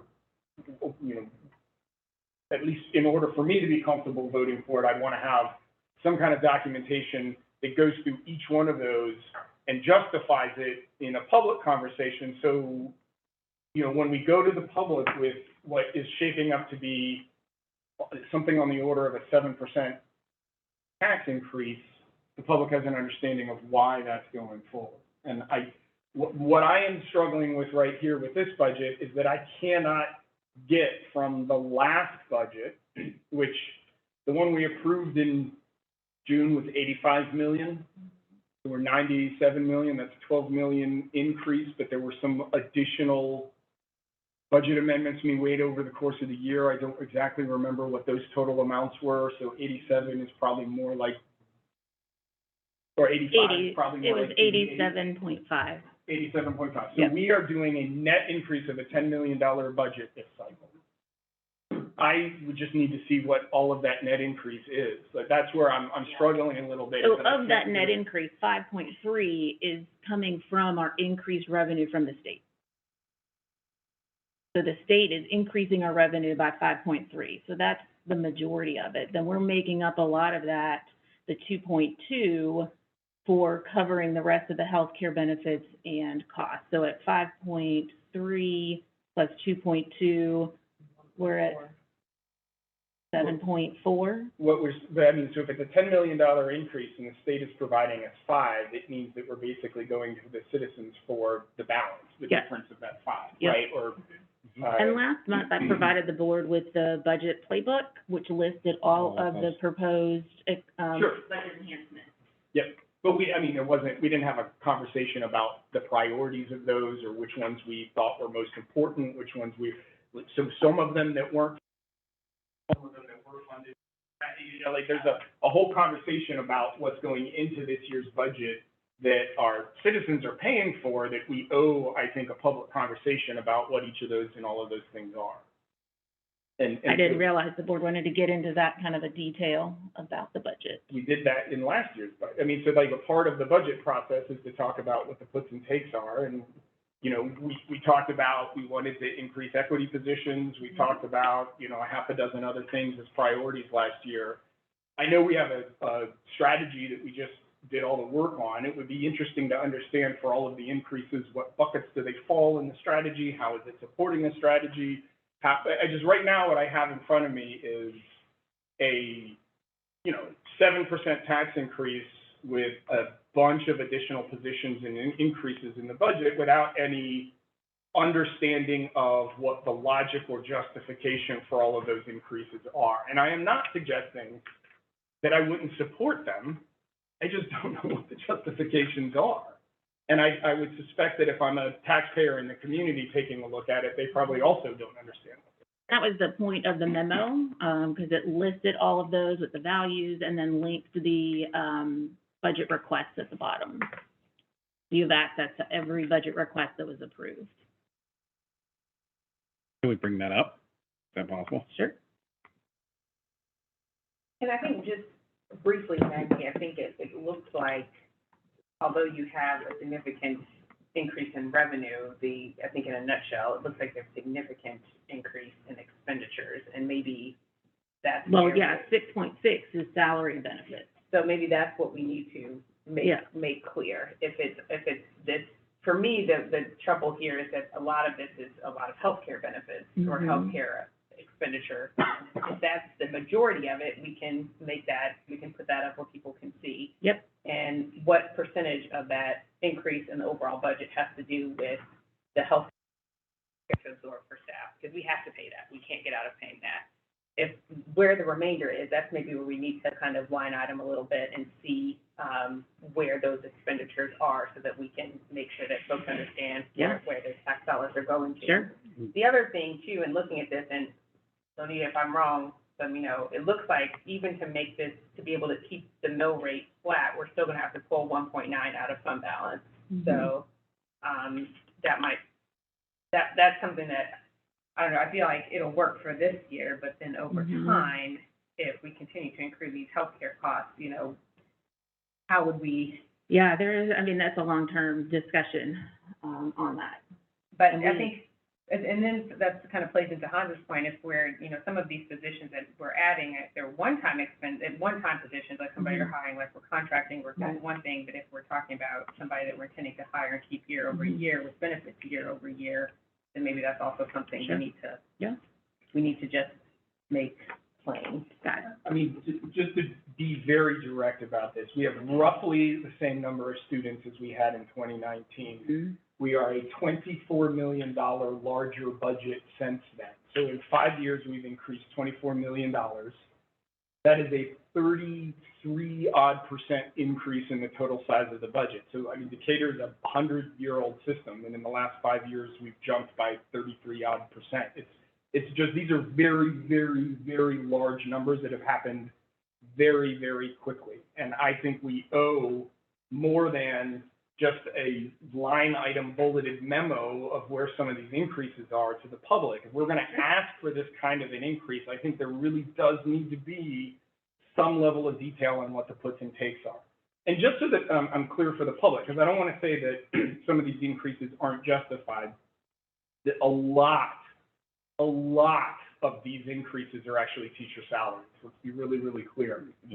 I mean, I think we went through, Lenina, I know that you showed us a breakdown of that. It was well over half of what we're talking about. I mean, maybe even be closing in on 70% of the increases were related to teacher pay. And so, you know, I'm not in a position to say we shouldn't have done that. I think we absolutely should have. But I don't think anyone in the public looking at this memo and looking at the documents would know that. And we want them to know that. Like, we want to be able to talk about what all of these puts and takes are. Do you want to share my screen? From the previous work session, right? Yep, exactly. Yeah, Yes, we talked through this at the work session. So the first part of the memo that's in there just kind of explains some of the major budget implications, talks through our anticipated revenue for this year, identifies that one of the priorities is to pass on the $2,000 raise to every employee, also the increased healthcare. And then these are the tentative budget enhancements that are above and beyond that. It makes everything below tentative. Right. From my conversation we had at work session was the difference between the 6.6 required to meet the state requirements and why we're up. Right. Okay. Yep. And we did not approve every budget request, and I've only put the ones on here that were approved because we felt that these were ones that were absolutely necessary to move the work forward in a productive way and maintain current classroom learning experiences for our students. And the majority of the increases are at the local schools. We did add some positions for equity and for restorative practices at the central office.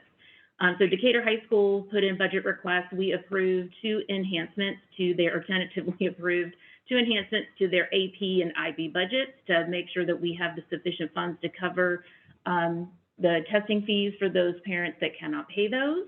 We also are paying for some additional training and materials there.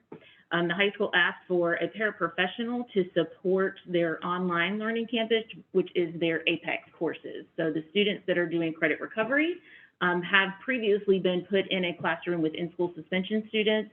The high school requested to separate those. So the students that need to do APEX are not feeling like they have to go into that classroom. And then also this frees the in-school suspension teacher to really dig in and help do restorative practices with her class.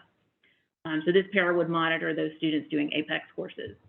They asked for 3 additional classroom teachers due to student growth with that large 8th grade class moving up to the high school. So we approved those 3 classroom teachers.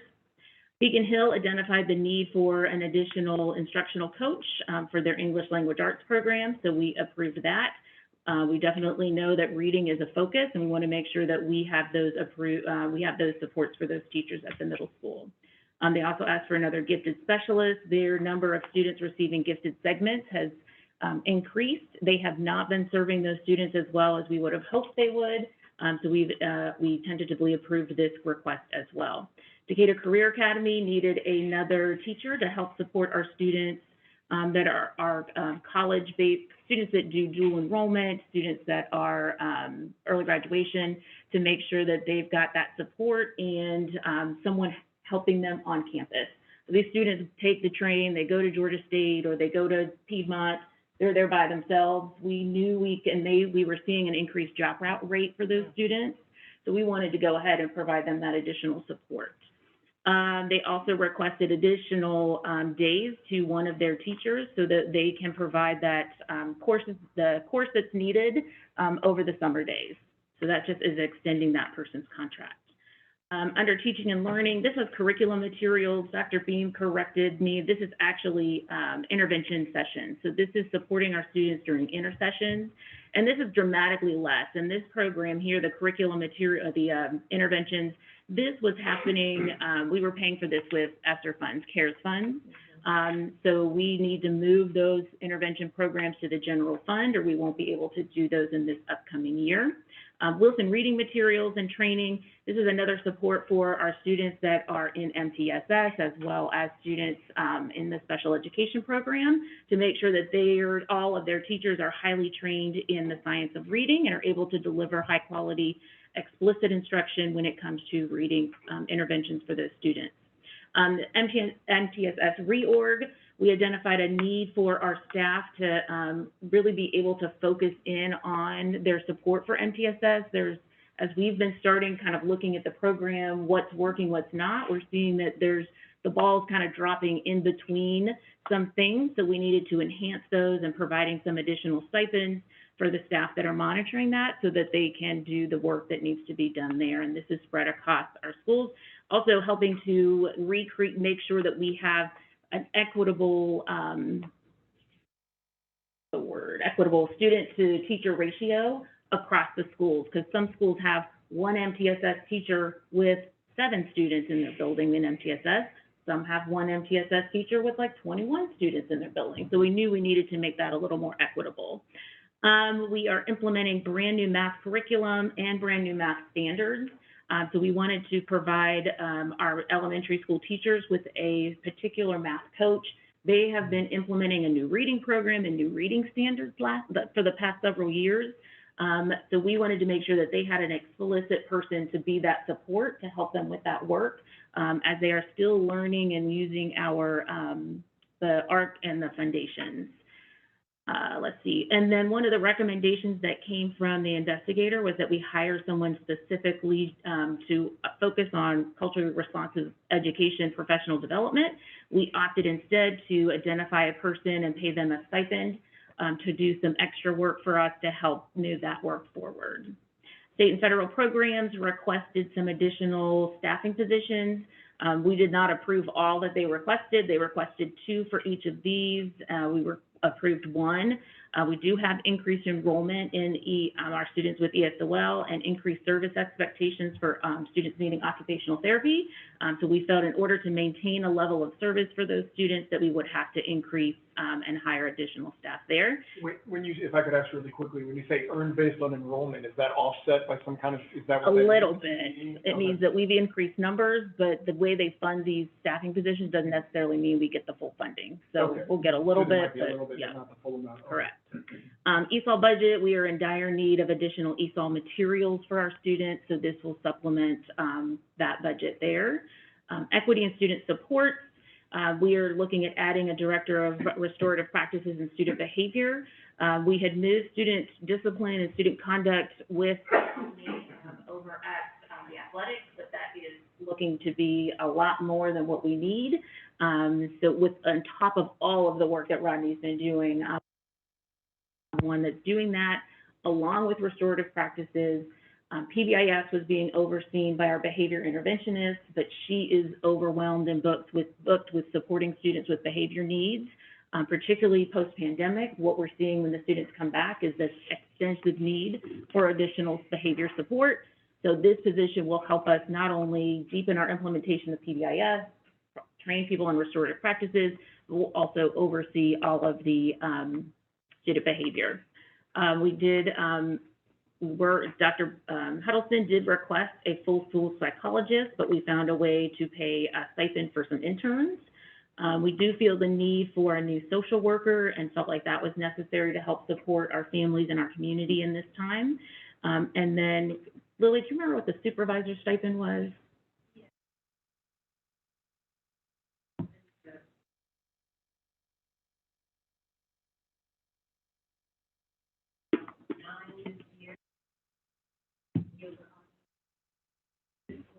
Offer a $5,000 stipend to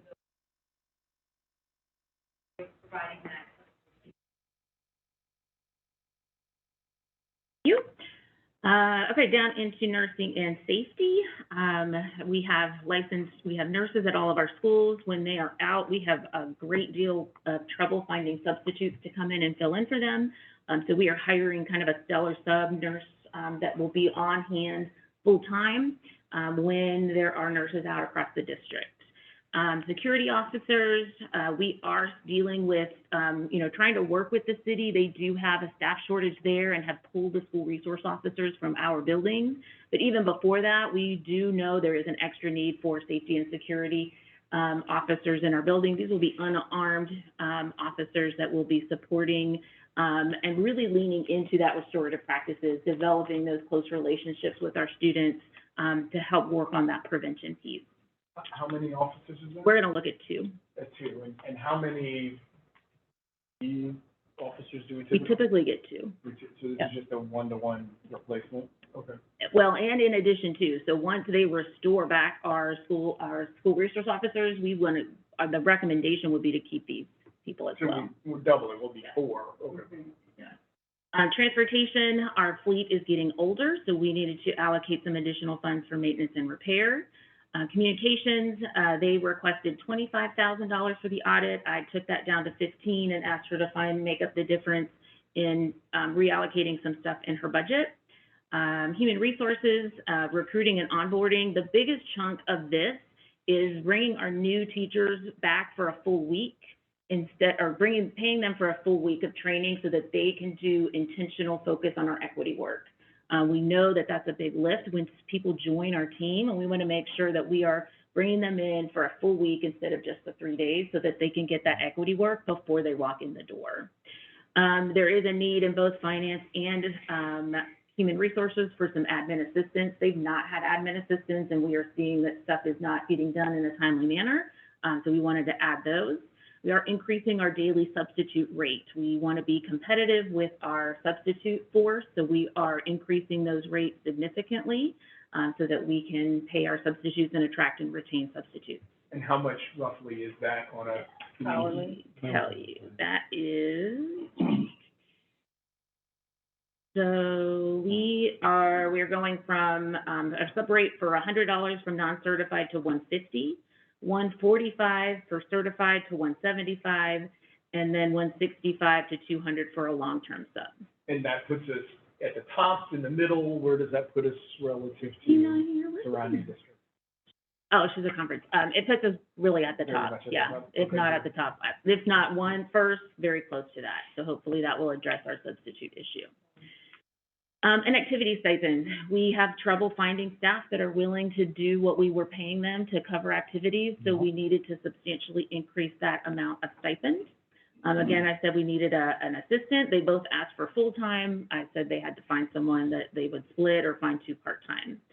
We know our energy costs are significantly increasing. We are currently struggling to find money in our current budget to cover the increased costs with inflation and energy costs rising.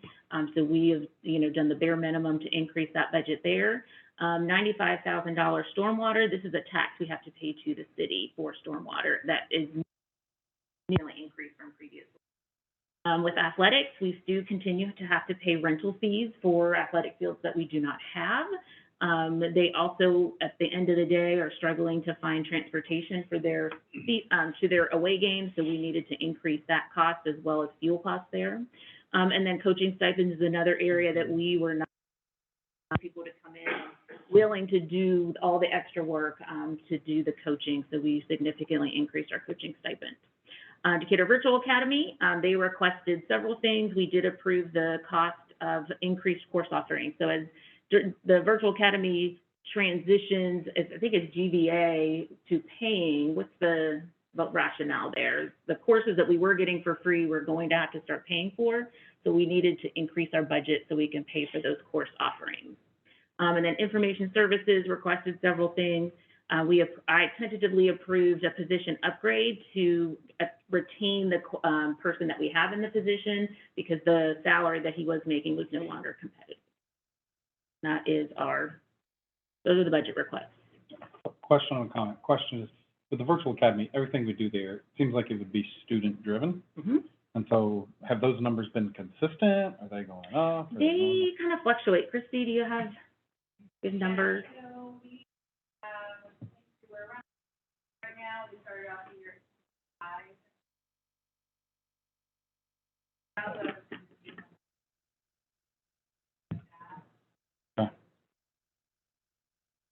Last year in DVA, do we know? It's okay if you don't know. You mean graduated or? We're in the program.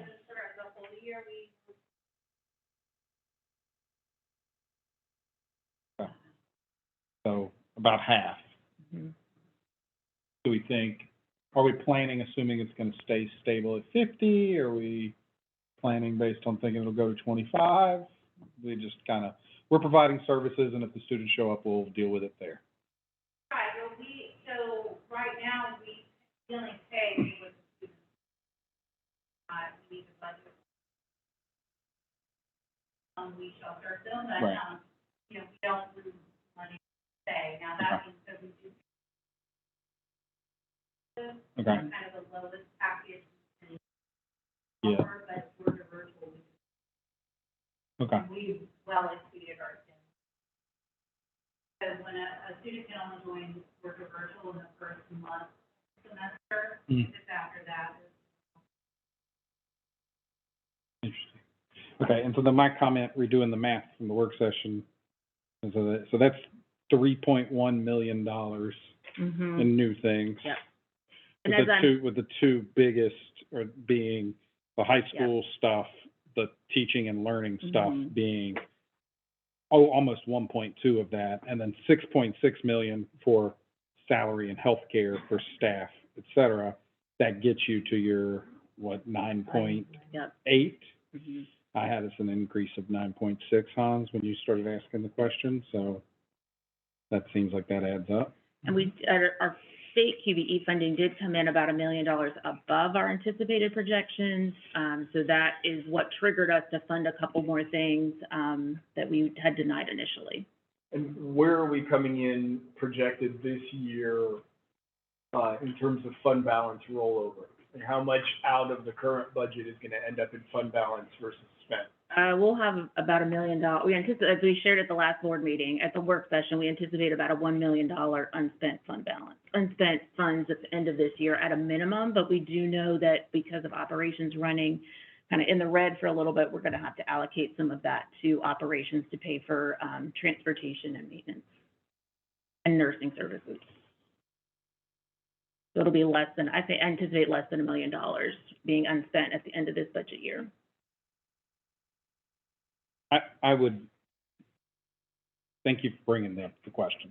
To me, it speaks to we need to do a better job of broadcasting the changes we're making. There are very few things, and I'll leave it up to the board if anyone wants to comment on any of them. Many of these are excellent. It's what our community is asking for. They're the improvements. I mean, $300,000 towards equity services to help. I mean, that's a priority for the board and the community. We heard it over and over and over again. $530,000 for improving test scores and focusing on these. I mean, we see these news releases that people in the community love to send us that are like, we just committed to $6 million over the next 5. Well, we just committed to $6 million over the next 4 years for equity and, you know, my math is a little off, but you know what I mean? Like, I think to answer Hans, Right. speaking loudly and with pride, what we're doing, not, Yeah, as a person that is not fluent in budgets should be able to look at the documentation that we have and understand where things are going. And that's not, with where we have and what we have right now, that's not what we have. It's not easy to take a look at this and figure out where we are. And what it ends up doing is, I think, it shoots us in the foot a little bit because people just are gonna see the top line. It's a $10 million increase in the overall budget, and it's all going into the Wilson Center. And I mean, that's gonna be the message that gets taken away from here. And I don't think that is, because there's nobody that's gonna go through this with a calculator and add things up out of each of the different buckets. That's what I'm saying. I mean, this ends up being a critical part of the budget, is effectively communicating it to the people that we're gonna take the money from to fund it. And I would like to see this put forward in a way clearer and more able for the community to absorb. Well, hopefully people will listen to the recording.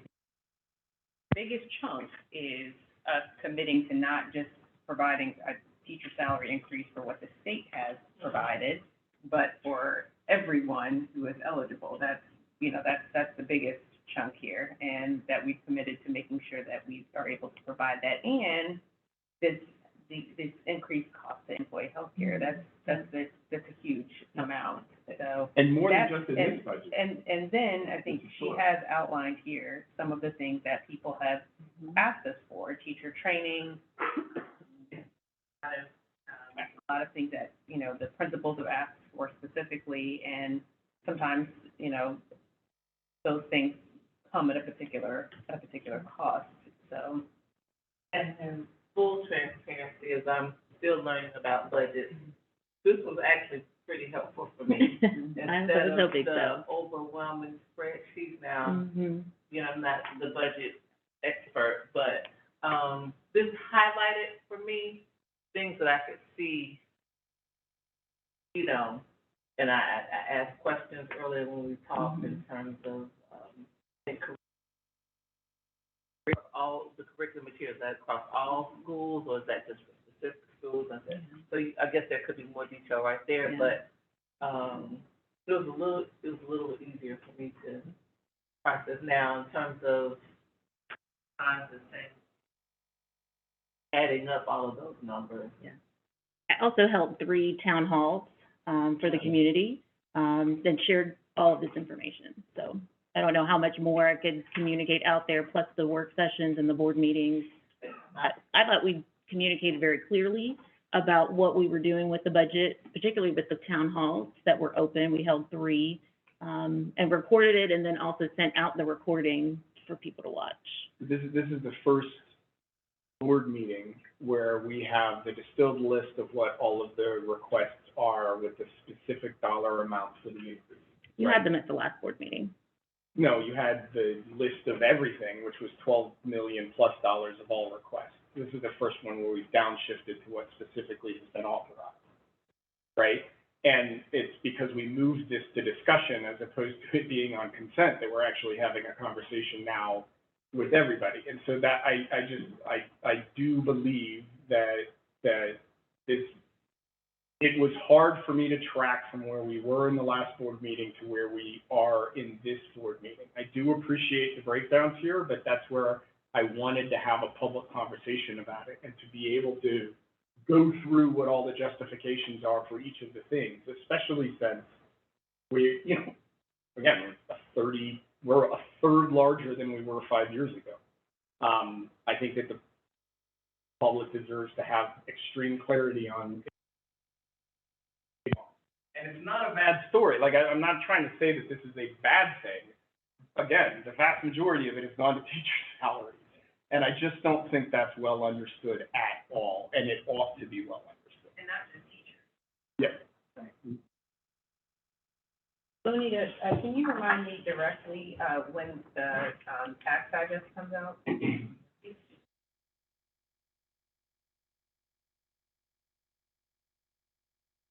Okay.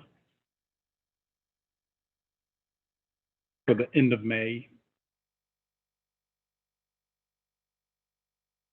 The other quick question that I had, I just want to make sure that we say this publicly and that we're clear about it.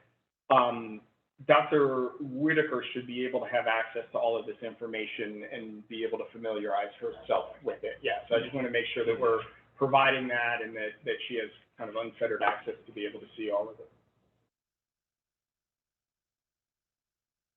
That was Any other questions about the budget as a discussion item? I'm hearing a lot of suggestions that the way we talk about the budget and display the budget, we need to continue to call about, but I move to approve the FY 2024, or I'm asking if someone would like to, move to approve the FY 2024 tentative budget. Move to approve the 2024 tentative budget. Do I have a second? Second. All right. All those in favor? Aye. All right, that was unanimous. The board approves the FY 2024 tentative budget. Dr. Furman, thank you for your flexibility moving it to a discussion item there the last second. Next item is future dates of the board, anything we need to be aware of. We have a meeting on next week, Tuesday. correct? Next Tuesday, a work session at 3 o'clock. And then the following meeting is